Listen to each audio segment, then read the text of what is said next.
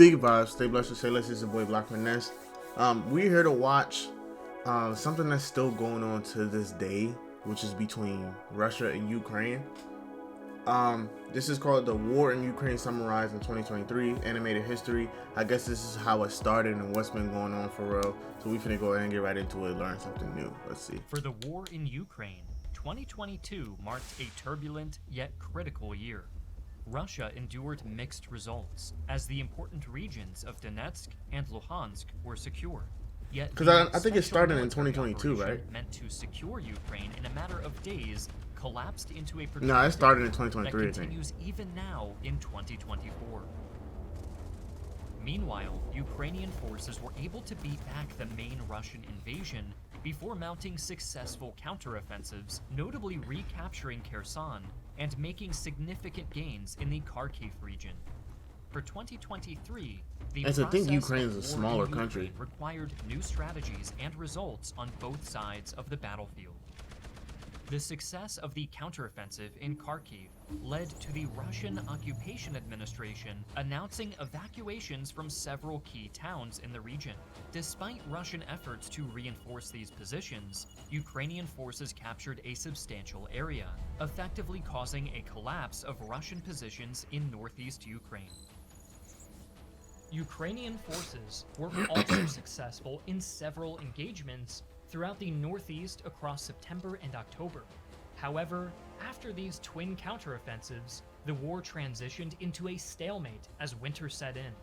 This period, starting in November and carrying over into early 2023, was marked by reduced motion of the front lines, but a surge in casualties. The Battle of Bakhmut, which the war started in 2022. since I'm thinking August it's 2023. It is 2022. became the central focus for the early year.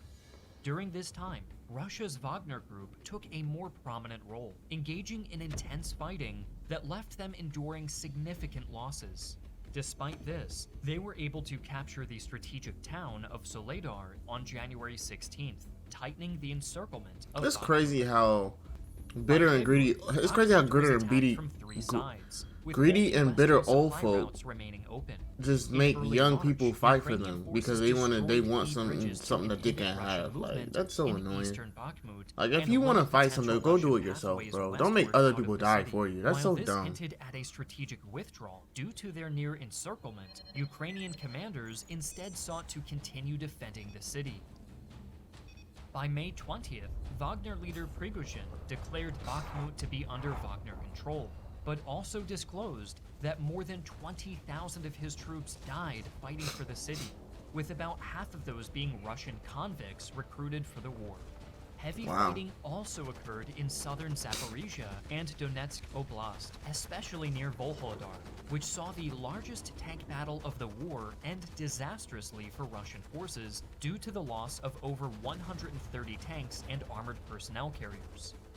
Cyber warfare is playing a key role in shaping intelligence, deception, and politics in modern conflicts like the ongoing war in Ukraine.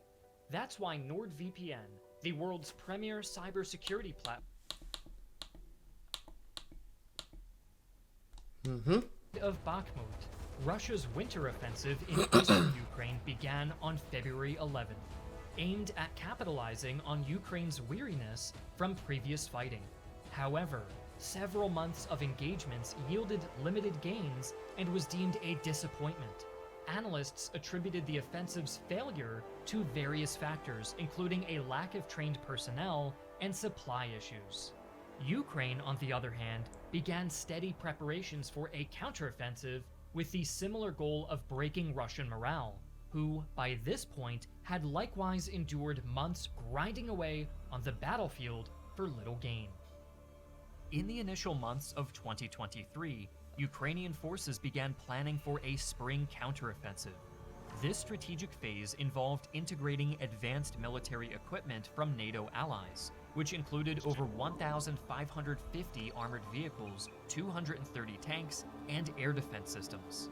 Additionally, Ukraine's allies trained and equipped more than 9 new Ukrainian brigades, totaling over 30,000 troops. Crazy. Along with these supplies, senior Ukrainian officers ran numerous military simulations to assess scenarios for their counteroffensive. These activities included 8 multi-day tabletop war games focused on developing a viable and detailed battle plan. The United States military was also deeply involved in these planning and simulation efforts. But disagreements and tensions arose between the US and Ukraine over the strategy, tactics, optimal force structure, and precise timing for launching the counterattack operation. Even with these hiccups, this planning period was crucial for Ukraine to capitalize on the momentum gained in the previous year and to prepare for a major pushback against Russian forces. However, Ukraine's counteroffensive faced delays. Despite receiving significant military support from Western allies, some crucial weapon deliveries were postponed. Moreover, the adverse weather conditions, especially the heavy rains in early 2023, proved to be a formidable obstacle. These conditions made many roads impassable for heavy military equipment and delayed troop movements. Additionally, Ukrainian forces needed the natural cover of thicker foliage to conceal their maneuvers, necessitating a wait for the environment to dry up and become greener. As the time for the counteroffensive drew near, more problems surfaced with the planning between Ukraine and their American allies. The US military wanted to start in mid-April, emphasizing the urgency to launch the attack before Russian forces could strengthen their defenses. However, Ukraine believed they weren't ready, needing more weapons and training. Tactically, the US favored a concentrated mechanized assault along a single southern axis, while Ukraine opted for attacks along multiple fronts, believing it would force Russian troops to spread out.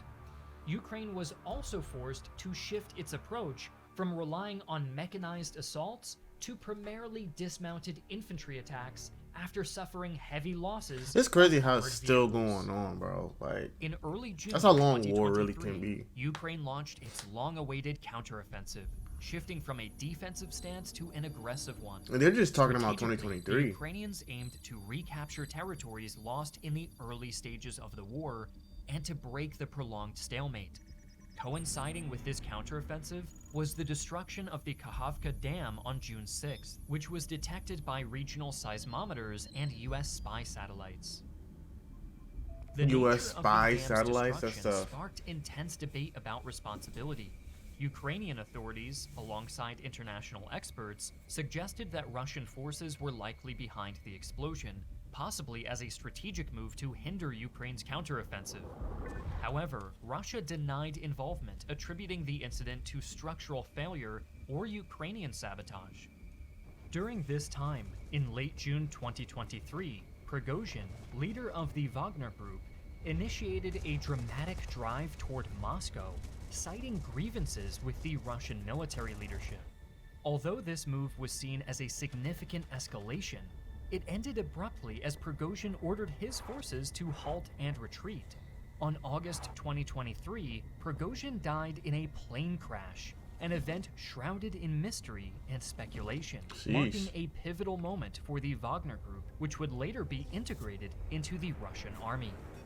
A key focus of Ukrainian strategy was centered on regaining ground in the Donetsk and Zaporizhia regions. Notably, Ukrainian forces retook the village of Robatina in Zaporizhia Oblast on August 28. In Donetsk, the Battle of Avdiivka entered a critical stage, with Ukrainian officials reporting a reduction in the number of ground and air attacks by Russian forces, although the area, considered the most fortified in all of Ukraine, remained a focal point for Russian military efforts. Despite these challenges, Ukrainian forces successfully repelled multiple attacks, maintaining control over strategic positions. Additionally, they conducted successful operations in the area near Bakhmut. Progress was bolstered by the recapture of several villages in the east and southeast. To the Ukrainian military, these successes signified a weakening of Russian defensive capabilities in these areas, creating opportunities for Ukrainian forces to push further. In reality, Ukrainian troops faced significant challenges against well-entrenched Russian defenses. Russian troops frequently redeployed across different sectors, complicating the Ukrainian strategy. Despite this, the Ukrainian forces adapted by rotating their units to maintain combat effectiveness rather than relying solely on redeployments. This approach allowed them to continue pressing against Russian defenses in the southern part of Ukraine around Bakhmut, increasing the likelihood of forcing Russian retreats to their defensive positions. Outside of ground offensives, a key focus for both sides has been the extensive use of airstrikes. Ukrainian forces demonstrated their capabilities through strikes in strategically important locations. In Mariupol, despite the city's occupation, Ukrainian strikes aimed to disrupt Russian control and logistics.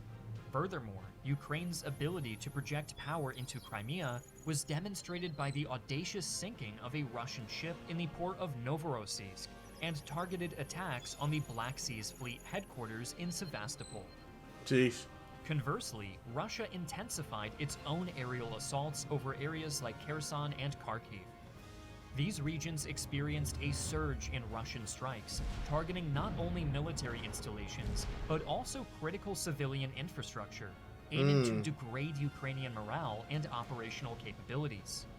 Adding to the complexity, Ukrainian forces faced significant challenges from Russian Zala Lancet drone deployments.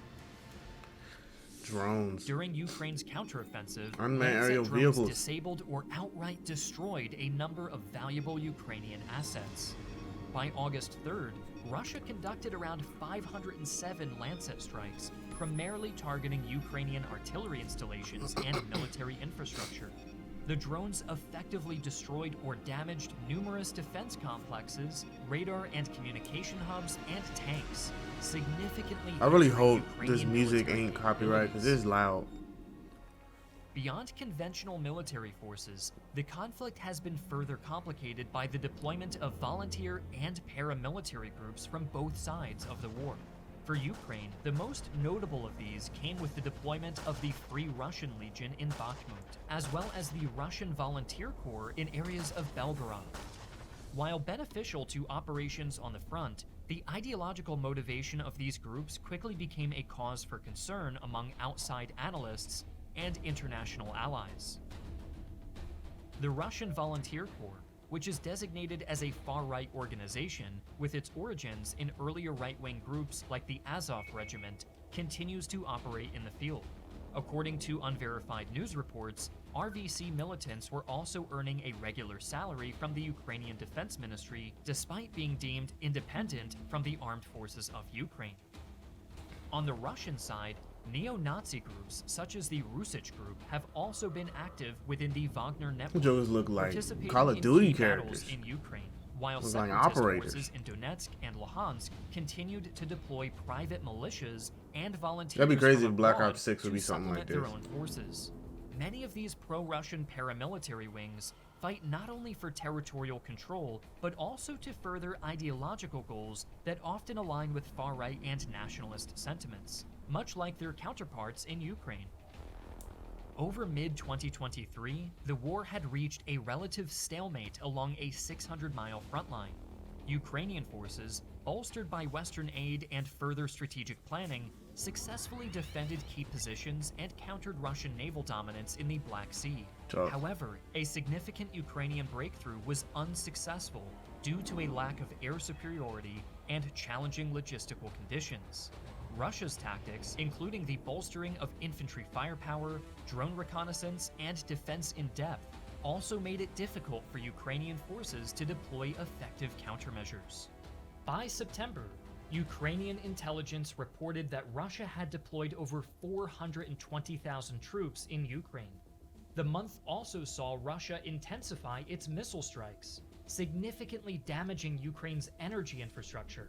In response, the United States announced plans to supply Ukraine with long-range ATACMS missiles.